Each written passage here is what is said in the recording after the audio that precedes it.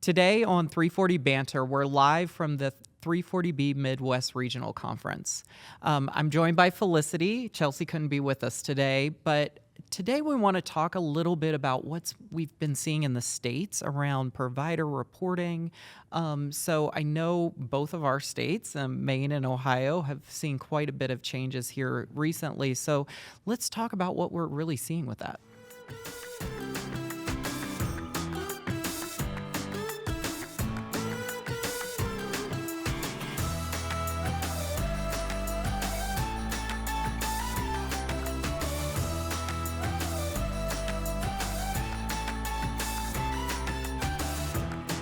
Awesome. So thank you for having me here. It has been wonderful to make the trip from Maine, and I did not have any trouble with my flight. So that was amazing. Yeah, we have had a lot of work around 340B lately in Maine. We were a little bit late starting, and we started with transparency, womp womp, in our state. And so we took a little bit of a different pathway from some of the other states. Most states have started with protections, and we started with transparency. We were a little bit different there too, where we started more along the lines of the American Hospital Association good stewardship principles, more with a narrative and a calculation that focused on, what was that true 340B savings? So the difference between what we would have paid on 340B and what we would have paid if we bought the drug at a traditional price. So a little bit unusual, but we've had an evolution that we'll talk about during the conversation. So Ohio actually is going to end up following the same pathway. We originally had a contract pharmacy bill in the last session, but it didn't go anywhere. And then unique thing happened, and I think this is a great topic to talk about with in advocacy. Is a place people don't think about.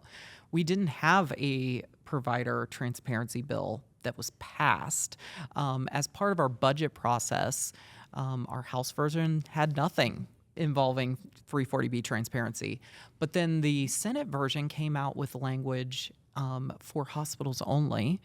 And when it went to conference committee, and that's when they take both versions of the bill, the Senate version and the House version, they blend them together.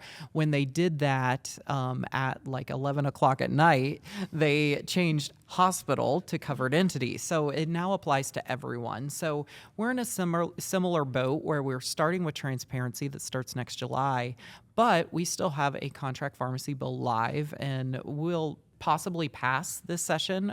We're hoping that we can get it passed, and that I'm kind of viewing this in glass half full, and that these transparency requirements can actually help us in where there's less accusations that the 340B program is opaque. Yeah, we definitely have had success with that in Maine, and it was funny. Our experience was we passed the transparency legislation, and then the following year we were working on our contract pharmacy protections, and did not anticipate this, but as we were doing our testimony for moving forward the contract pharmacy protections, we had calls for more transparency, and we had not gotten through. You haven't even got a report yet. We have not gotten through our first reporting.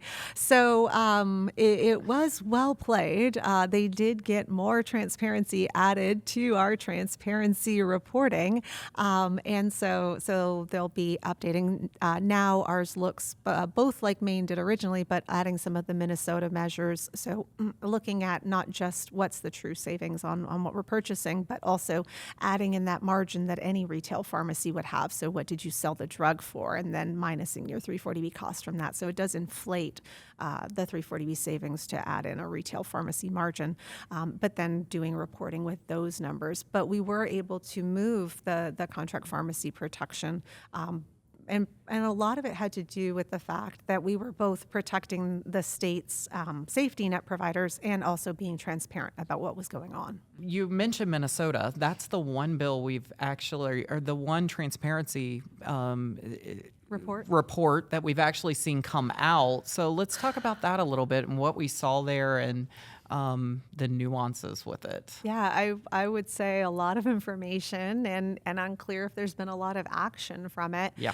I personally refer to a lot of what's coming out of these state transparency bills as state-funded pharma research, which is unfortunate, right? We do want to be transparent with what's happening in our 340B program, but many of the states are not asking for narratives. They are asking about the numbers, but they don't tell the full story. And Minnesota is one of those states where they've gotten lots of numbers, but no actual information from the covered entities coming back about the true importance of their 340B programs. And I think that's challenging for state legislators and administrators because they don't, they're dealing with so many topics. They don't understand the nuances of 340B. So getting the information from the numbers is not going to make sense to them. So I think that I much rather see when these bills go through, I'd much rather see a narrative be added to it if it's going to be there.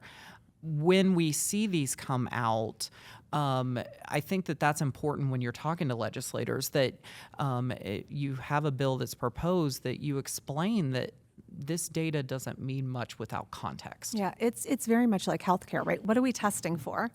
And what are the results that we need to see, right? And so if you want to understand what the 340B program is doing, numbers aren't going to tell the whole story. And you have to have the narrative to go with it. And so in those transparency bills, it's really important that we have an opportunity to explain along with the numbers so that the legislators can understand, right? So that it becomes something meaningful and usable, right? If you just get a list of lab tests coming back and you don't have the report that comes back from the doctor to go with it, it's not meaningful to you as a patient. That's very much what we're seeing in the states that are getting their reports back, that aren't having that narrative coming in from the covered entities to help with that explanation. So we're really thinking about that. The other piece that we're thinking about too is there are other stakeholders in the 340B program who have opportunities to be transparent. And so a big kudos to Michigan, who introduced in their transparency bill this year some manufacturer transparency and something for us all to think about, right? Because as the manufacturers are restricting the 340B program, as they are pulling back that savings from the safety net in each of our states, where are they reinvesting? Where are those dollars going? And and I think that's only fair. We are equals. Covered entities are equal stakeholders with manufacturers. So what's good for the goose is good for the gander. Yeah, we would love to see states having transparency measures to get explanations of, what is that savings now going towards? How are you supporting our communities? How are you expanding care for our patients? Letting us know, what are you now spending in our state to create access for our communities? And then also, what are you spending on your marketing? What does it cost to manufacture these drugs, right? So let's have transparency all around. We're very much in support of transparency, but we think that it's important to have it for both parties. To build on that, what we've seen is that with the data from the Office of Pharmacy Affairs and the audits that they've been doing, manufacturers actually have a 3 times higher rate of repayment on audits to the covered entities than the covered entities do to manufacturers when there are audit findings. So we recently just saw a manufacturer that was overcharging for the entire length of the 340B program. Yeah, and that's disheartening, right? Yeah. So from the very beginning of their participation in the program for the medications that they were supplying, they did not calculate the 340B price correctly. And they had major repayments that they had to do. They went back just a little over a decade, and for the rest of the time, which we've been in the 340B program for over 3 decades, it was, if you would like the rest of this money, please calculate it yourself and let us know. So, we as covered entities are held to a very high threshold, and we believe that the transparency measures are important and should go all around. I would say another area that could be included in that would be pharmacy benefit managers or PBMs, because we're hearing more and more about their participation in the program and taking those savings. So I think that would be fair as well to add. Yeah, we hear a lot of stories about PBMs coming in and saying what the program will cost if the contract pharmacy restrictions are lifted. But every time we ask the question is, has the state seen savings in the last few years when the restrictions have been in place? Every time we ask that question, the answer has been no. So it's curious that it will cost us more if we remove them, but we didn't save when they were in place. So how does that work? So I do, and that's the same for employers too. They're using that same argument with employers that this is 340B makes your costs go up because you get less rebates, but we haven't seen their costs go down in the last 5 years with contract pharmacy restrictions. Yeah. And it's been significant if you look at our contract pharmacy savings that covered entities are noticing. Yeah, so I do think that there's opportunity for transparency for all of the participants in the program. So, I think something to explore as you're working on your advocacy. I do think it's good for us to just talk a little bit about advocacy in general, right? It's an ongoing conversation. And it's really important to be prepared when you go in. Yeah, exactly. And what would you say if a state is coming up with advocacy or with a provider reporting bill, what would the advocacy discussion points would you go and talk about it? I think what comes to mind for me is what transparency do we already have in place as covered entities? Yeah, and so that is something that we really leveraged in Maine. So we talked a lot about that, right? We were able to keep the federally qualified health centers out of the reporting requirements because we talked about what we were reporting in UDS and with our fiscal audits that we have to do annually. And then also thinking about what is meaningful and really articulating that, making sure that you have the narrative in there as well, creating a strong coalition without creating division, right? So we worked, the health centers and the other grantees worked closely with the hospital. And so even though we were able to articulate the nuances of the health centers, it was never in a conversation that was disparaging to another covered entity type. It was throwing them under the bus. Yeah, yes, this makes us unique, but no, this never that this makes somebody else,